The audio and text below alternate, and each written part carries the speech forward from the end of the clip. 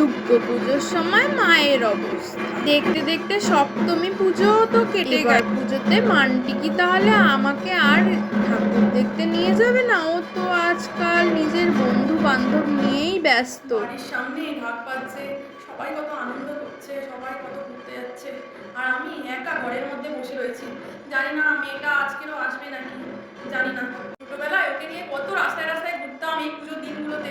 আজ আমার খালি মনে পড়ে যাচ্ছে সেই দিনগুলো। মান্টি রে, তুই যদি ছোট থাকতিস তাহলে তোকে নিয়ে এই সময় দুর্গা ঠাকুর দেখতে বেরোতাম। কত আনন্দ করতাম এই কটা দিন আমরা দুজনে মিলে।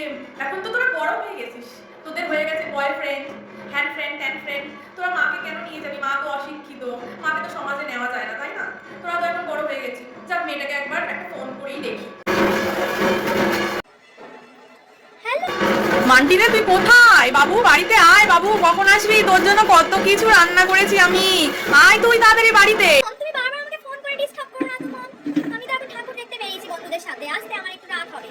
Okay bye. কি করে মাকে বুঝাই? এই বয়সে কি আর মার সাথে ঘুরতে ভালো লাগে? ববিকে বলে আসলাম আমি এখন আসছি, আর সে ওয়েট করছে, আর আমার